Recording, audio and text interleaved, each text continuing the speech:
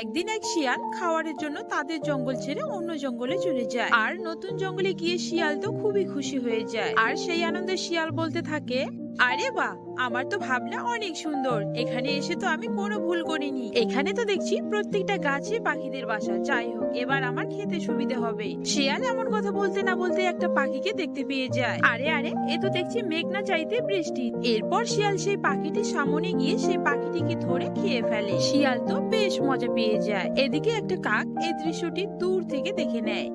এরপর দেবলীনা কাক জঙ্গলের সমস্ত পাখিদের সেই ব্যাপারটা বলে দেয়। টুনি দিদি, সর্বনাশ হয়ে গেছে গো, আমাদের জঙ্গলে এক পাখি খেকো শিয়াল ঢুকে পড়েছে। এটা তো অনেক বড় বিপদের খবর দেবলীনা। এখন থেকে আমাদের বাচ্চাদের তো সাবধানে রাখতে হবে। তোমার বাচ্চাদের বাইরে বেরোতে দিও না। এরপর খুব তাড়াতাড়ি করে দেবলীনা কাক বাড়িতে চলে যায়। ভাবছি আজকে আর খেতে বেরোবো না, হাতে পায়ে এমন ব্যথা ধরেছে, যাই এই জল খেয়ে আজকে শুয়ে পড়বো।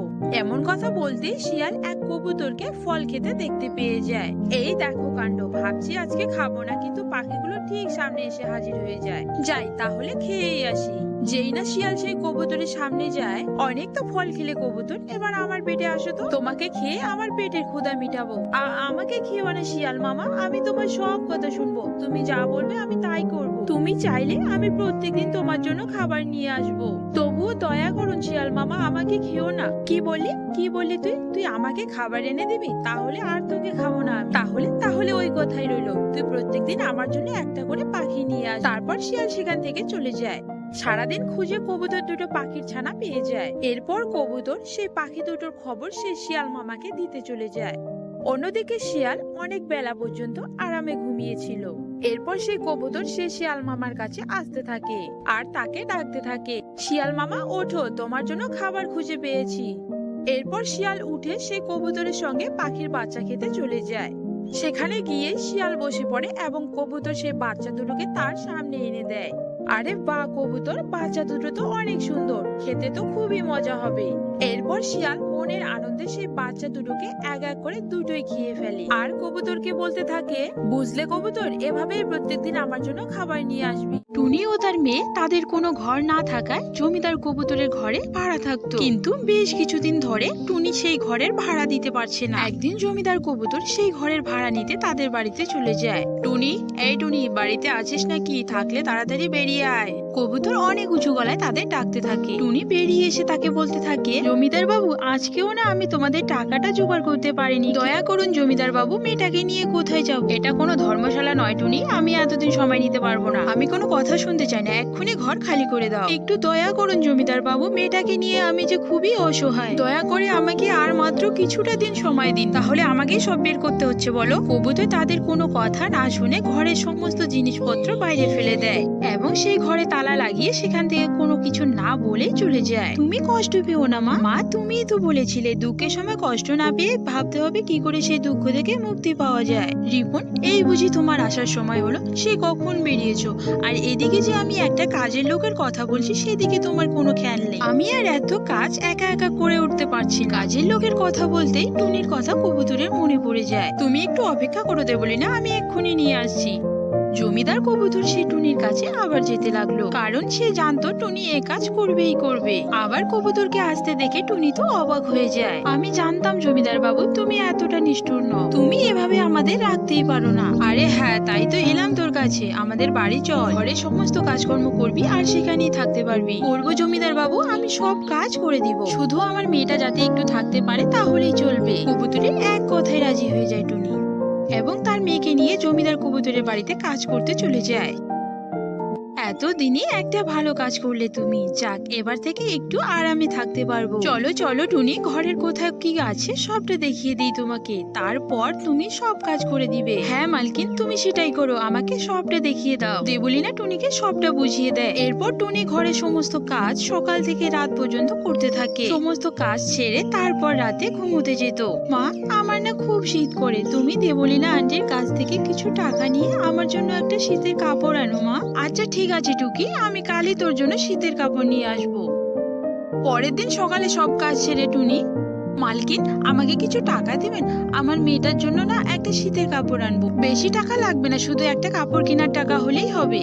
না না টুনি, আমরা কোনো টাকা পয়সা দিতে পারবো না। খেতে দিচ্ছি, ঘুমানোর জায়গা দিয়েছি, এই তো অনেক। এর থেকে বেশি আমরা আর কিছু দিতে পারবো না। দেবলিনের এমন কথা শুনে টুনি ও তার মেয়ে টুকি সেই বাড়ির থেকে চলে যায়। যেতে যেতে তারা এক ডাইনির সামনে এসে পড়ে যায়। এই টুনি, কোথায় যাচ্ছিস? দাঁড়া এখানে। ডাইনির এমন কথা শুনে টুনি অনেকটাই ভয় পেয়ে যায়। আমাকে দেখে ভয় পাওয়ার কিছু নেই টুনি, আমি তোমাদের ব্যাপারে সবটা জানি। আর আমি একজন সাহায্যকারী ডাইনি, তাই তোমাদের আমি সব মনের আশা পূর্ণ করে দিব। এই নাও টুনি, তোমাদের দুজনের জন্য শীতের কাপড় আছে এখানে। আর এই জঙ্গলের শেষ প্রান্তে একটা ঘর বানিয়ে দিচ্ছি, সেটা তোমাদের হবে। অনেক অনেক ধন্যবাদ ডাইনি মাসি তোমাকে আমাদের এতটা উপকার করানোর জন্য। এরপর টুনি ও তার মেয়ে জঙ্গলের শেষ প্রান্তে গিয়ে দেখে একটা অনেক সুন্দর ঘর তাদের জন্য তৈরি করে দিয়েছে।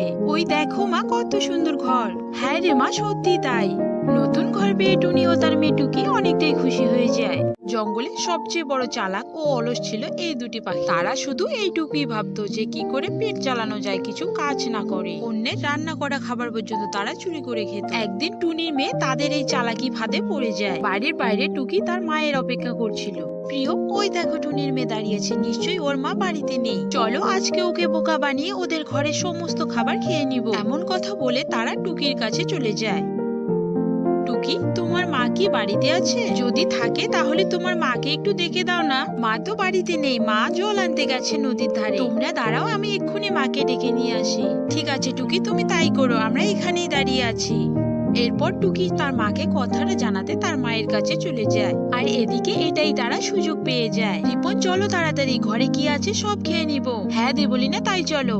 এরপর তারা ঘরে এসে দেখে যে তারা বিরিয়ানি রান্না করেছে। তাদের তো জিভে জল চলে এসেছে। দেখো দেখো দেবলিনা, কত সুন্দর খাবার, আমি তো আর লোভ সামলাতেই পারছি না। হ্যাঁ প্রিয়ম, সত্যি তাই, আমরা তো এরকম খাবার কোনোদিনও খাইনি। আর একটুও সময় নষ্ট না করে তারা খেতে থাকে। এরপর তারা দুজনে সেই বিরিয়ানি গুলো দুজনে সবটা খেয়ে নেয়। তাদের জন্য একটুও বিরিয়ানি রাখেনি তারা। খাওয়া শেষ হয়ে গেলে তারা সেখান থেকে খুব তাড়াতাড়ি করে চলে যায়। এইদিকে টুনি ও তার মেয়ে নদী থেকে জল নিয়ে বাড়ির দিকে যেতে থাকে। টুনি বাড়ি গিয়ে দেখে যে যারা আসার কথা ছিল তারা আর সেখানে নেই। এরপর টুনি ঘরে গিয়ে দেখে যে তাদের বিরিয়ানি গুলো আর নেই। টুকি, এখানেই তো বিরিয়ানি গুলো রেখেছিলাম, কিন্তু সেগুলো গেল কোথায়? আমিও তো একটু আগে এখানে বিরিয়ানি গুলো দেখেছিলাম মা, তারপরেই তো তোমার কাছে গেলাম। তার মানে এখন আর আমার বোঝার বাকি নেই, সেই শয়তান দুটোরই কাজ এটা। তারাও এবার দেখাবো মজা। এভাবে সেদিনের দিনটা কেটে যায়।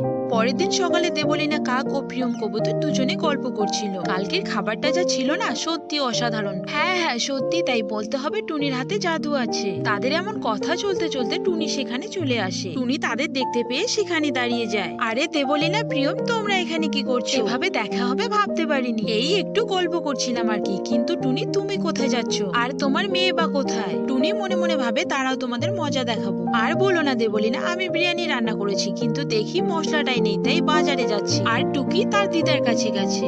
টুনি এমন কথা বলে বাজারে না গিয়ে বাড়িতে চলে যায়। এদিকে তারা দুজন লোভ সামলাতে না পেরে আবার টুনিদের বাড়িতে চলে যায়। অন্যদিকে টুনি ও তার মেয়ে তাদের ঘরের এক কোণে লুকিয়েছিল। এরপর সে শয়তান দুটো তাদের ঘরে এসে দেখে যে কোথাও বিরিয়ানি নেই। প্রিয়ম, এখানে তো কোথাও বিরিয়ানি নেই, টুনি আমাদের বোকা বানিয়েছে। তাই তো দেখছি দেবলিনা, টুনি আমাদের এভাবে ঠকাবে আমরা বুঝতে পারিনি। তারা এমন কথাবার্তা বলতে বলতে টুনি তাদের পেছনে চলে যায়। তারপর টুনি তাদের একটা লাঠি দিয়ে অনেক মারতে থাকে। মেরো না টুনি, আমাদের মেরো না, আমাদের ছেড়ে দাও, আমাদের ভুল হয়ে গেছে। টুনির হাতে অনেক মার খাওয়ার পর সেই শয়তান দুটো পাখি সেখান থেকে খুব তাড়াতাড়ি করে চলে যায়। একদিন টুনি ও তার মেয়ে একটা ব্রিজের উপর দিয়ে হেঁটে হেঁটে যাচ্ছিল, কিন্তু হঠাৎ করে টুনির মেয়ে পা পিছলে যায়, সঙ্গে সঙ্গে জলে পড়ে ডুবে যায়। টুনি তোলার জন্য অনেক চিৎকার চেঁচামেচি করতে থাকে। তখনই সেখানে এক জলপরি বেরিয়ে আসে আর বলতে থাকে, টুনি চিন্তা করো না, তোমার মেয়েকে আমি তুলে দিব, কিন্তু একটা শর্ত আছে, অনেকজনের মাঝে তোমার মেয়েকে তোমাকে খুঁজে বের করতে হবে। জলপরি বেশ কয়েকজনকে সামনে আনে। তো টুনি তার মেয়ের চিন্তায় এত হতাশ হয়েছে যে তার মেয়েকে খুঁজে পাচ্ছিল না। তারপর জলপরি বলতে থাকে, কি টুনি, খুঁজে বের করতে পারলে না তো? তো বন্ধুরা, তোমরা যদি কেউ টুনির মেয়েকে দেখে থাকো তাহলে অবশ্যই কমেন্ট করে জানাও কোনটা টুনির আসল মেয়ে। টুনিদের জঙ্গলে এক মস্ত বড় আপেল গাছ ছিল, আর সেই আপেল গাছের আপেল প্রায় সমস্ত জঙ্গলের পাখিরা খেত। একদিন 2-3 জন পাখি সেই আপেল গাছে আপেল খেতে গিয়েছিল, কিন্তু সেই কি কাণ্ড, সেই গাছের ভেতর থেকে এক মরা টুনির আত্মা ভেসে ওঠে আর বলতে থাকে, এই গাছের আপেল কেউ নিবে না, এটা শুধুই আমার। এরপর পাখিগুলো বুদ্ধি করে ভূতের রানীর কাছে চলে যায়। গিয়ে ভূতের রানীকে বলতে থাকে, ভূতের রানী, আমাদের আপেল গাছে একটা মরা টুনির আত্মা ভেসে উঠেছে, সে কিছুতেই আমাদের আপেল খেতে দিচ্ছে না। তখন ভূতের রানী বলতে থাকে, আমার কাছে যখন এসেছো তাই তোমাদের খালি হাতে ফেরাবো না, আমি সেই আত্মাকে আমার কাছে ডেকে নিচ্ছি। ভূতের রানী সেই আত্মাকে তার কাছে ডেকে নেয় এবং সেই আপেল গাছকে মুক্ত করে দেয়।